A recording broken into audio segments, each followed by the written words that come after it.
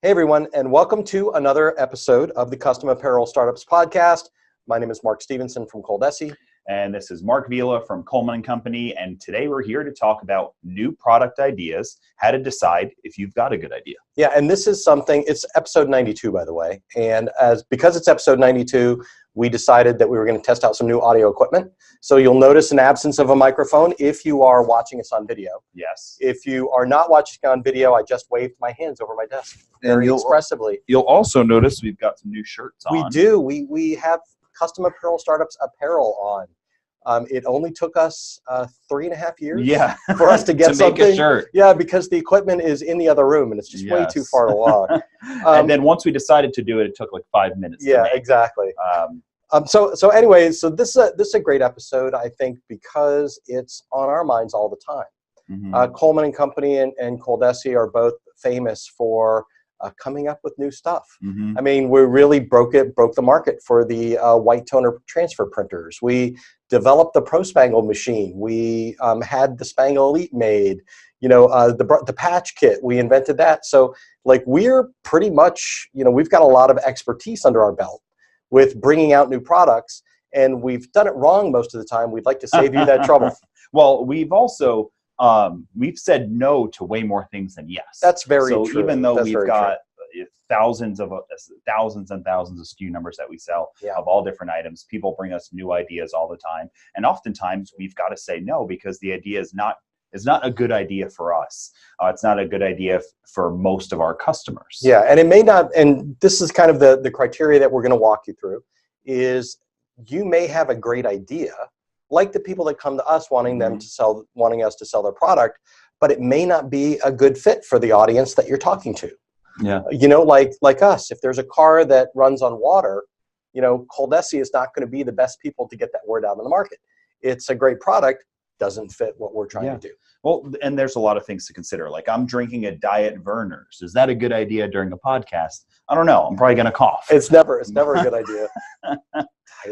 So let's talk about a little bit here. So you want to meet a few kind of standard criteria when you've got a new idea. So what you might be sitting around thinking, oh, maybe I should get this type of equipment, or maybe I should bring in this type of shirt, or I think a lot of people would like that. You want to have some sort of a system to validate that idea. Right, because what you don't want to do is, it's kind of like your baby's ugly kind of thing. No one will ever tell you that. So if you're going to really push an idea out in the marketplace, whether or not it's a new t-shirt design, or maybe it's adding a different product into your business, going into promotional products or signs, whatever it is, test out the idea in a structured way so as objectively as possible whether or not it's got a good chance of success.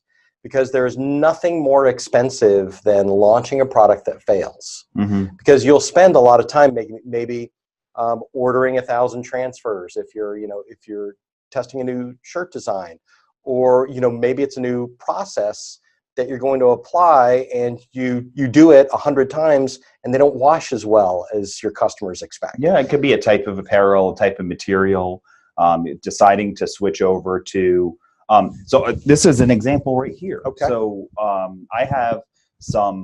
I've got some button-up shirts. I'm wearing a button-up shirt right now, a gray button-up shirt. And the previous ones that I own, that I put toner transfers on, were a different material. I forget the name of these, but they have something like the Easy Care or something like that in it. Right. So they're the whole, like they stain resistant and all of these more things. wrinkle free. But yeah, so what happened with that was I used the same settings on my other shirt that I used on this one. And the first time I went to put the transfer on, nothing happened. Right. I peeled it up and just nothing happened. Yep. So I said, okay, I've got to change settings now. So I had to increase the time a little bit, reduce the temperature a little bit. It took work for this idea. So now our idea wasn't to sell these shirts, but let's just say it was. And I bought 200 of these shirts. And maybe I didn't validate the process of putting it on the garment. So this validating of the process goes deep into your production, your income, profitability. Absolutely. But we're just going to start with just kind of the basis of if it's a good idea. Yeah, is it a good idea? So let's get into that. What's number one? What's the first thing that you want to look at?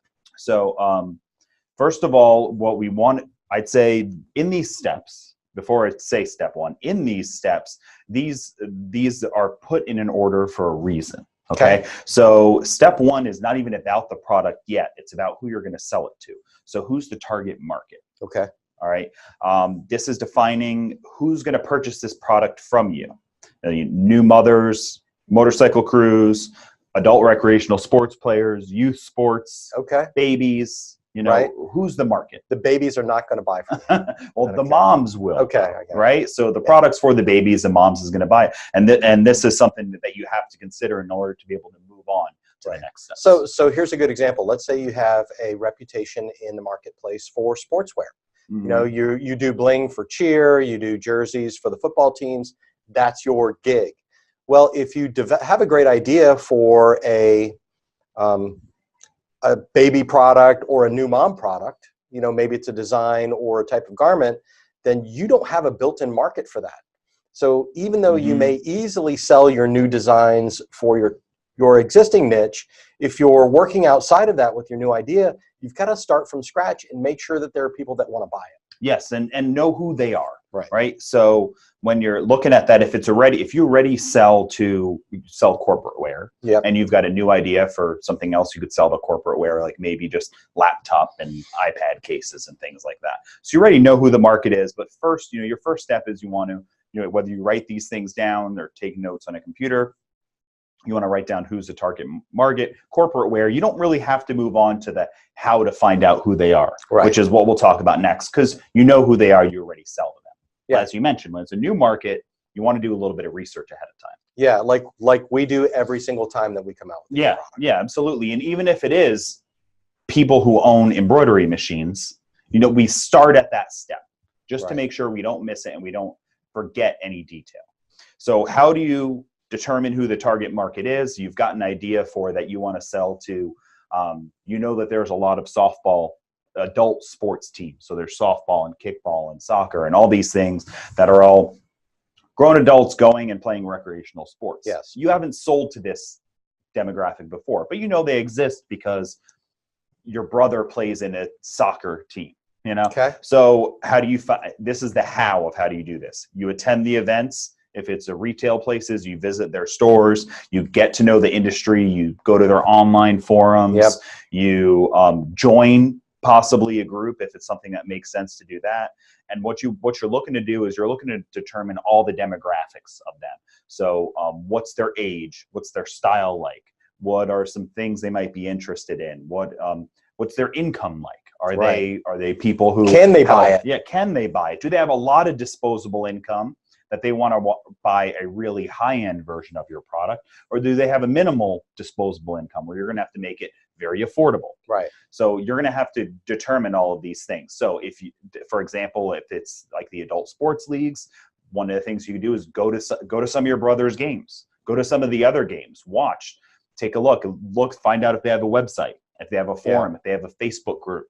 Join these things, learn about who they are, and then you kind of build up a profile of who they are. And so I think that's a good idea, and we won't get into it too much, but that's a customer avatar. Yeah. What you're looking for is you're looking to make a kind of composite person that might buy your product. Yeah. So if your new product is in the new moms section, then maybe what you want to do is go where a bunch of new moms gather and kind of develop a profile of them, and how much money do they make? Where do they shop? What else do they buy? And take a look at your product and see if it fits in with that kind of ethic for that group of people. Yeah, absolutely. So now that we know who your target market is and you've kind of built that avatar and you've written down as many details or noted as many things in regards to their age, gender, interest, style, income, anything that you can break down that you can help you define what you do, you move on to the next step. And what are the problems, wants, and needs of these people? Yeah. Right. So you have to understand kind of who they are, what they're doing, So if you're selling to the local small businesses, corporate type of things, and you realize they've already got the shirts and all these other things, but do they have bags that are branded? Right. No, that might be kind of a problem or a need or a want that you're going to define. So you can actually just go and ask this market. Say you currently buy apparel right now, custom apparel, or is there anything that you wish you could customize? Right. Or what else do you carry with you to every meeting, to every event? Right. And they'll start to tell you different things, and then you can start to kind of create a want and a need list. Yeah, and you know what you're looking for, because you're approaching all of this with an idea in mind. What you're looking for is, does it really match? So if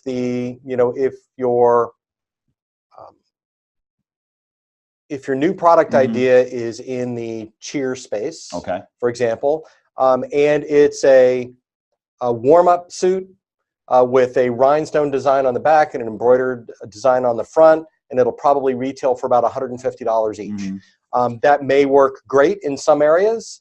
That may be too much money. Like you said, if you're in a more economically challenged area, or that's the school profile, then you may not be able to sell a $150 outfit. You know, you might have to scale back. So the want for that might be, or the need for them is, they desire a complete warm-up outfit, something that they can wear completely when they're not completely dressed. That's affordable. That's the want and the need that they have, because normally this entire set might be $150, $250. They're really looking for something that they could buy for less than $100. Right. So you just changed your product idea for your target market.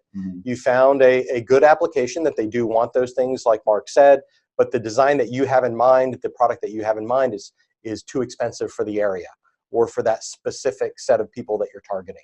So you either need to look for a new market, or you can adjust your product idea to more match what the customer wants. Yeah, and that's kind of all part of this exercise, is who are you selling to? What do they want and need? What are their desires? And then, is this matching up? And then you continue to alter either your idea, or you just trash the idea eventually. You know, if you think that, I could do custom laptop bags, and you go around and you find out that all the businesses that you sell to, none of them use laptops anymore. Right. They're all using like iPads. Yeah, you're not solving a problem. Yeah. Right. And that's what you said is you need to solve a problem or fill a hole in the marketplace. Yeah. So, maybe a problem for a landscaper is that they've got polos on all their people working, but they're all wearing their own hats. Yeah. They're wearing Gilligan hats, and that's not the image that you want to project. That's a problem for some business owners. So you can walk in with the solution for that. Yep. So exactly. So you know who it is, and then you go ahead. So how do you kind of identify these problems, these wants, these desires and needs for your target market? So, for one, if you've got a big enough group of people available, you can survey them. So you can literally go to an event and you can create a log and just ask people. Right. If you could do it online, if you're a member of a group, a Facebook group or a LinkedIn group or anything like that, you can put a survey online. So if you say that the sports one I mentioned, so you join the local sports Facebook group or any type of online forum, and then if you're allowed to, you post a survey on there. Hey, question, what are your favorite things to buy, custom apparel to buy for your sports that you wish you had? Yeah. Or what are some things you wish you had or you don't have, or something that you wear now that you don't like, and see what people say. Yeah, or you could even be more direct and say, if we use the cheer warm-up outfit idea, you could even go to the cheer site that I hope you're already a member of, and you post a picture of it, or of a mock-up of it, and you say, I'm thinking of developing this product. I'd love your feedback. It'll probably retail for $150 to $175, depending, what do you guys think? Is this something that you would buy? And then you'll get all kinds of answers. You'll get answers like, that's way too much for me, like we do when we put prices in ads. Sure. That's way too much for me. I could never do that. Oh, that's a great deal. I'd love to get 3 of those. Do you sell them wholesale? Because I've got 11 share groups. Yeah. You could get any of those responses, or you could get crickets. And if you get no response, that's also a response, because what they're saying is they don't really care. Yeah. You're not inspiring anybody. And it's important when you do this too, to the tricky part that you get into. And this is kind of how people react nowadays online. And even if it's just whether they're talking about news or online surveys, or I posted somebody on something online, everybody loves it. Yes. Really, you posted something online, 6 people responded and started conversing back and forth all positively about it. One person didn't like it. So that's a very small group to look at. You said 6 people like it, which is great, but you want to go further anytime that you can. Don't just rely on, say, 6 people saying thumbs up in a forum with 5,000 people in it. Right. You know, for one, it's on Facebook. A bunch of them might not even have seen it. Right. True. So, and these might be the people who are busy working, not on Facebook. You know, maybe, I mean, there's all types of things to consider. But so what you also want to do is conspire and chat with people that are in this target, if you're not already. So somebody who's in this demographic. So if we're talking about cheer or the adult sports or corporate, you go and you talk to customers that you already work with, people that you know, like your brother who plays soccer. Ask them directly. So survey them. Survey people who you trust and you know will give you as much inside information as you can.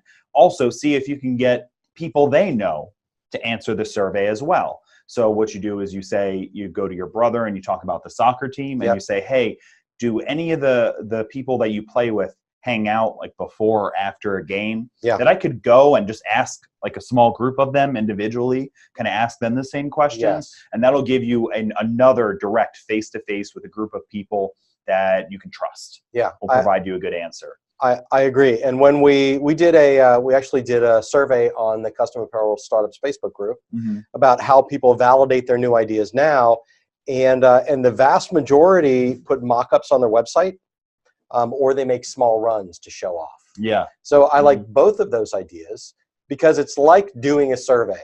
If you put a mock-up on your website for, hey, new product idea or new coming out soon, and you get a lot of response to it, then you've validated that idea. If you make a small run, if you have that capability, and I think if you bought anything at all from us, if you're one of our customers, you do have that capability. You know, you could make a few, and rather than just doing the paper survey and asking, you could show them your idea, and in a collaborative way. Here's a mock-up, or here's a sample of something I'm thinking about producing. What do you think? Okay, you know, what do you like about it? What don't you like about it? What do you think of the fabric? What do you think of the colors? How about the sizing? How much would you pay for it? You know, how much would you expect to pay if you wanted 2 or 100? Do you know anybody else that would buy this kind of thing? And those answers are gold.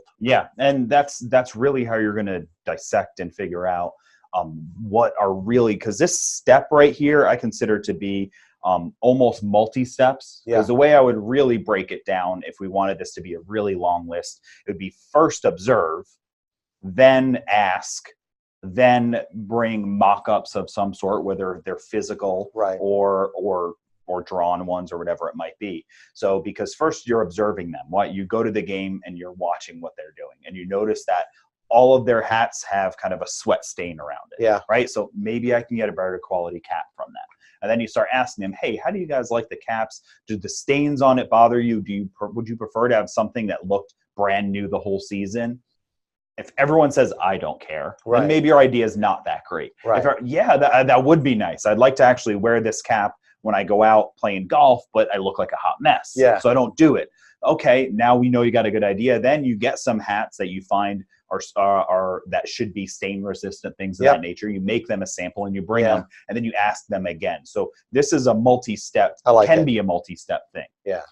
So it's really just going to depend on your idea. And this will pay off. It really will. You know, like Mark Vila said, we say no all the time. You know, we say no constantly, and saying no has paid off. You know, we've offered products. You know, we've brought in customers to take a look at products, and we've made changes based on their feedback, and that's made for better products. So don't think about just how much money you can make if someone likes your idea. Think about how much money you can save if someone doesn't, and you don't go ahead with it. Those are both 2 huge points, and all of this that we've done so far we're talking like a handful of hours of work tops so Right. far, because you're thinking of an idea, you're identifying who they are, you go to an event or you survey online. These things take minutes. Maybe going to some sort of a networking event or a business event or a game might be a couple hours worth of time there. But again, you're doing more research, you're observing, and it might help you to come up with more ideas. Yep. So once you've kind of brainstormed with them, you've observed them, you've come up with some ideas, you've asked them questions, or you've had them maybe even sample a product, then you really want to look at, okay, how big is this potential now? Right. Right. And you've done this in stages on purpose, right? Because if you try to go with how big is the potential first, but you don't know who your demographic is, You'll get stars in your eyes, yeah. and you won't make a good decision. Yeah. So how big is the potential market? So now if you're talking about the cheer one, Yeah. right? And you say, okay, well, in my area and all the groups that I go to have the potential to sell to 500 kids and Yep. 1,000 parents and Okay. so on and so forth, right? And you Yep. can kind of do some math. This is how big the market is for this. And also it's a churn market, right? Every year or every couple times a year, they need new stuff. And they may need more than one. Exactly. So compared to the iPad case idea, so the market might be quite small on that with the amount, okay, well, how many business people do I know that I work with? Okay, here's the number. Right. How many of them use iPads? Oh, that's a smaller number. How many of them don't already have a case or care about when I surveyed them about it being cut? All right, that's really small. Right. And that doesn't necessarily mean it's a bad idea yet. Right. But you have to determine the effort going involved, the investment. Yeah. I would not invest in ordering from China 10,000 of these custom iPad cases that you're going to decorate because you can get them at a good deal if you only think you could sell a couple hundred of them. Yeah, agreed. So you kind of need to, this is part of the process. So I really like the point number 4 that you make here. Sure, okay. And it's mostly because that is probably 40% of what I do here at ColDesi is, competitive research. Mm-hmm. Is you want to see what who your competitors are for this new product that you've got in that marketplace, and how does your new product stack up? So you have to know your competition. And this is another thing that goes in stages. Just for one, the first rule of this is you can't be discouraged because somebody's already doing it. Yes. That's the first thing, is that oftentimes I've heard this so many times, people get discouraged. I was thinking about doing this t-shirt thing, but I realized there's already like 2 screen print shops. Right. That's like saying I was thinking about opening up a Burger King, but there's already a McDonald's. Yeah. That's not the way it works. It's true. And if you actually look at a lot of these things like Burger King and McDonald's, or if you have CVS and Walgreens as your drugstores in your area, you'll notice that one is typically open very close to another one. Yeah. So CVS is right across from Walgreens, and Burger Kings are right by McDonald's or whatever it might be. So the competition is healthy, but you really want to break down your competition and figure out, what are they not doing? What are they doing right? What are they doing wrong? Right. And is there a spot you can fit in there? Yeah. So I would say one more thing about the competition is, if there is competition and they're doing well, that's actually an encouraging sign. Mm-hmm. Because if you've come up with a new idea for a product and there's something else selling something in the same space and they're doing well with it, then you've got kind of a market validation there. There's a big enough market for a similar product to make this company famous for it, or they at least appear that they're doing well selling. Yeah. So that's a little bit of validation right there, just by looking at your competition. And if there's only one person in your area you can find doing it, then there's room for competition. Because right now they've got a monopoly on that market. So you can come in and you can possibly offer something different, new. And you really just want to do as much research as you can on this. So how much are they selling it for? What do they offer, not offer? Are there color limitations, artwork limitations? What's the turn time on the production? Are there things that they won't do? Are that when you surveyed your customers or your potential customers, you asked them some questions and you asked for some specific needs. Is your competition offering something with that? So one of the best ways to do it is you directly shop them, or have somebody you know and trust shop them. Have your brother who plays ball, shop them, and ask some of those direct questions. So, hey, We surveyed about 30 people between your team and online, and a handful of people said they were interested in some sort of a stain-resistant cap. Right. Ask the competition, hey, do you offer anything that's stain-resistant? Yeah. And see what they say. They might say yes and show you the price, and then you say, oh wow, I actually have an opportunity here, right? Because they look like they don't want to do it. They're overcharging. Or they might say, no, we work with these two caps. They're kind of just are what they are. If you want white, they're going to get stained. I'd recommend black if you don't want it. And now you know that they're not even offering it. Yeah, and it's the same thing with the with the warm-up suit example. For example, if you find somebody else that's doing cheer wear in the area, and they also had that $150 tracksuit idea, a warm-up suit idea that you did, and you go into the store and they're not selling. Yeah. Or they are $150, but you did your homework and found out that maybe an $80 option would sell better. So you shop your competition and see, okay, this is why. It's because the expensive solution is already taken care of in this area. If I can offer something less expensive, or more budget friendly, then maybe this will be a hit. Yeah, and they might offer it for $150 online, but if you visit their location, you might see that they have sale on there. Right. And or you might, when you're surveying people, you might even find out, it's $150, but it's always on sale. Yeah. So that's kind of who are your competitors. And actually, we dove a little bit into it, but what are they missing is number 5. Yeah, so who are your competitors and what are they missing? So is there a price option that they're missing? Is there a physical product, like some sort of a stain resistant? Maybe they just do t-shirts. Yeah. And they don't do caps, or maybe they only have a very limited selection of clothing that they'll work with. Or if they only screen print, they probably won't do any short runs. Right. They're probably charging you per color. So a team or a business has a logo that's got an actual graphic in it. So there's tons of colors in it. And the screen print shop is going to cut that down. Right. Or if they want to do something more realistic, they're going into, we've got to half tone it, we've got to use our auto press. So you're going to have to buy 50 of them. We can do it. So you've got a transfer system or heat transfer vinyl system, and maybe you could do something in a short run they can't do. Right. So what they're missing is not necessarily a product, but it's also a price range. It's also the graphic.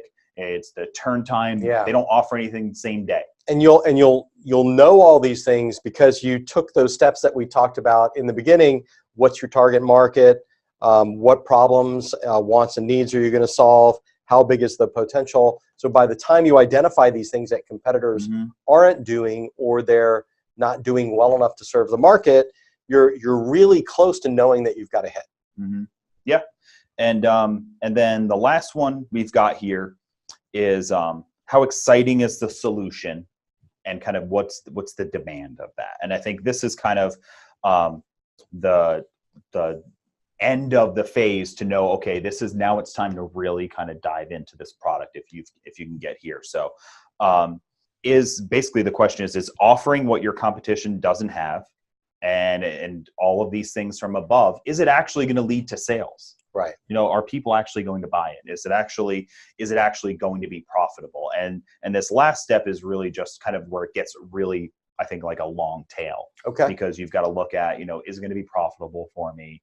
Does it seem like I can actually sell this product? Can I produce it quick enough? Because you've gotten these ideas and you're continuing to validating them through your competition, through surveying, through knowing your demographic and all these things. But then at the end, now you're having to dissect all that information. Right. So we, for example, just here at ColDesi the other day, we had somebody approach us with a product that looked good. Like it looked like it was going to be a really good solution and would fit you guys. You might like it. But when we looked at the numbers more closely, we realized that it wasn't a good fit for our company because, we do a lot behind the scenes to help make you guys successful. And the product just didn't fit the model of us being able to add that service, like the online training and the one-on-one support and the video camera help. All those things are expensive to do. You may have something similar in your business. So it may turn out that, okay, I've finally got this idea boiled down to the $80 warm-up suit, quick turnaround time, full color, and you look at the numbers that you're going to sell, and you look at the cost where you can find the warm-up suits wholesale, and like, look, even after all this, I'm not going to be able to make enough money to make it worthwhile. Yeah. So that's a decision that you're going to have. Your customers are going to like it. If you can sell it for, at that price point, the design is good, the product is good, the competition isn't in that space, but maybe you have a supply problem that you can't buy it low enough to make it profitable for you. Or maybe what they want doesn't really match your decoration system in the end. Maybe what they end up wanting is embroidery, and you don't do that. You could get all the way down this line with a great idea, realize it is a great idea, just not for your business. Yeah, and also, like, not only is this helping to decide if you have a good idea, or the beginnings of helping to decide if you have a good idea, but this is also taking your idea and regenerating new ones from it. Or if you feel stumped for an idea, this is how you do it as well. So this is the creation and validation of an idea by going through and hitting certain steps and making sure you do them all the time. Right. And then you chop off bad ideas and new ones get created by doing these things. So you start off with an idea about, you just want to supply shirts to these teams and the sports teams. And then you go out there and you realize the opportunity of the cap. Right. So this is where you're looking for ideas and validating them constantly along each step. And sometimes you get to step 4 and you realize that your idea is so saturated in the market and you don't think it's not worth it. It's not worth it for you, but it creates a new idea. Right. And then you kind of go back to the top and go back down.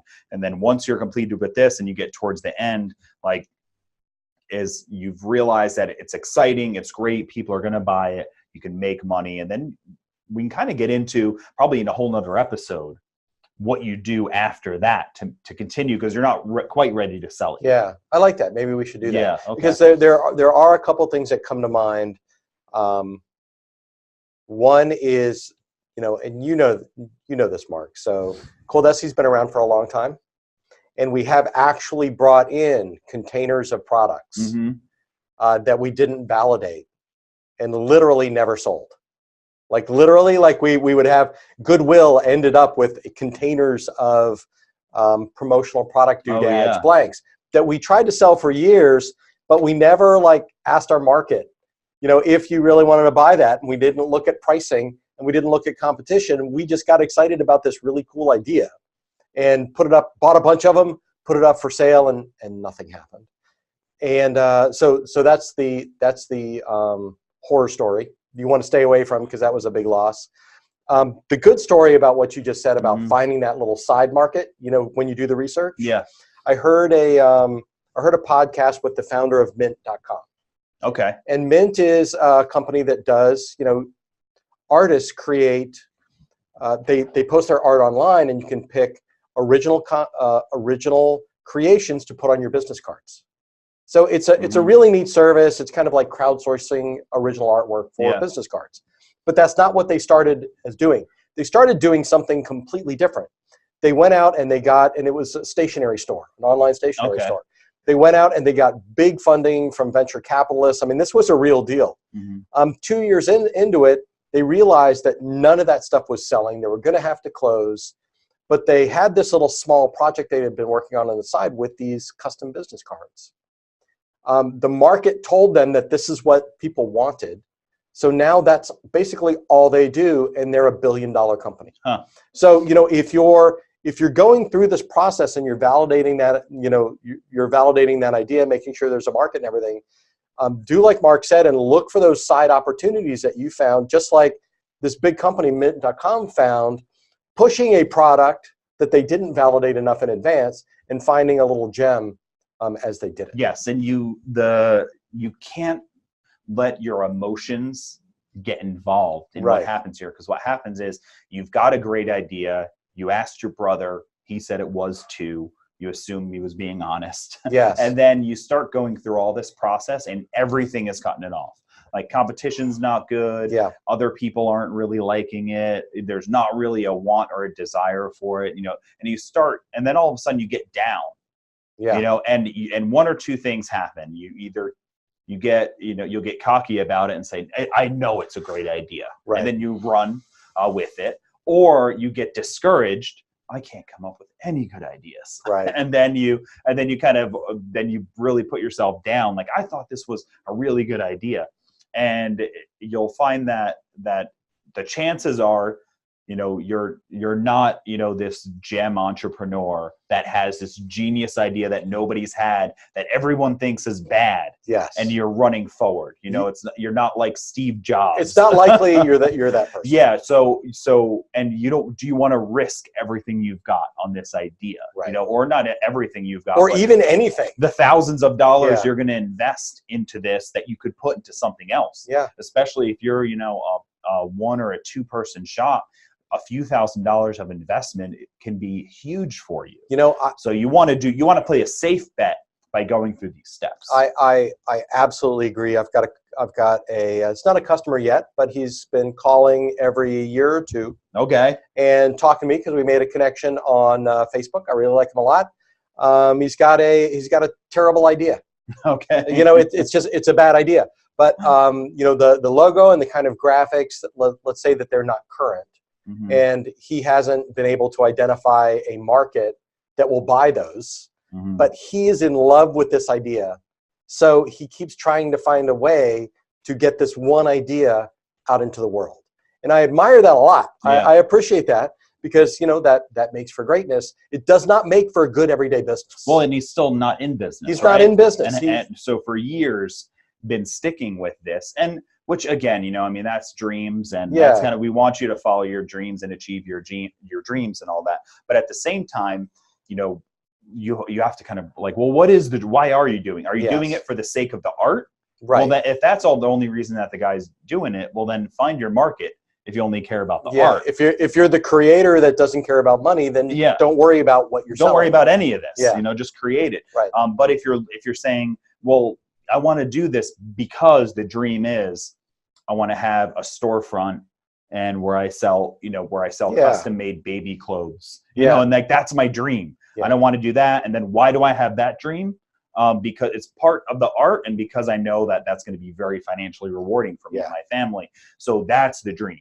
So your ideas you need to play like a good bet on your ideas and invest your time and money in this. And if you get a few hours into doing all this work and you realize your idea is probably not the best one, accept it and look and get excited for a new one. And it's like it's a bit like selling. When people are in sales, you get told no, no, no. And the cliche thing is, every no is one step closer to your next yes. Right. So as you come up with bad idea after bad idea, then idea number 6 is going to be, wow, I've got it. It checks off everything. Hey, it's WD-40. It's not WD-2. Yeah. So if you are just a podcast listener and you haven't watched the video, you haven't been to the customapparelstartups.com website, I would definitely do that because we put the synopsis of what we've talked about in the show notes, and we are also doing transcription. So literally everything we say, Mark Vila, is in there. That's why I say your name. Oh, so when people are Googling you, because you're becoming more and more famous, I'll say Mark they'll find Stevenson that. more often. So you can look in the show notes. Just go look for episode 91. There'll be a coherent steps written up in there that you can print out and go by. Stick it up on your wall so you can, you're welcome to listen to the podcast again and again. But you can also take this cheat sheet and maybe let it guide you the next time you have an idea. And I think you absolutely like don't take this as the absolute rules.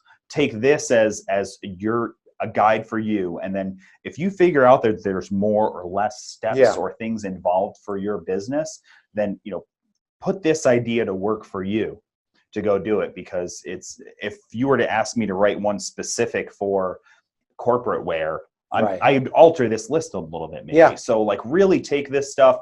And I think that's the next thing to do is to go either to YouTube or to customapparelstartups.com. Take a look at the podcast and the notes. Print it out or copy it or rewrite your own version. Scratch it up. And then find an idea to run through it. Or go through these things to find an idea and then check all the boxes and then see if you come out with a new product. I love that. We didn't tell any jokes in this episode, but you did do close-up magic while you were talking. So if you haven't seen him do that on the videos, I finished a Diet Werner's, which I've never done. So, so congratulations on that. Okay, folks, thanks very much for listening to another episode of the Custom Apparel Startups podcast. What we would really appreciate you do next is wherever you listen to podcasts, if you're on iTunes, just give us a fair and honest rating. 5 stars would be or better. Yeah. Or better. If you are a YouTuber, if you love spending time on YouTube, then visit the ColDesi Coleman YouTube channel, and we post all these video podcasts up on there. If you just don't have anything else to do this afternoon, visit customapparelstartups.com and poke around there, see if there's anything interesting. Yeah, and please feel free to share our podcast or our videos with other small business owners that you know, because what we hear from folks is that the advice is perfect and great for custom apparel, but it really applies to all types of just small about businesses. Anything. So thank you very much. All right, everybody. This has been Mark Stevenson from ColDesi. And Mark Vila from Coleman & Company. You guys have a great business.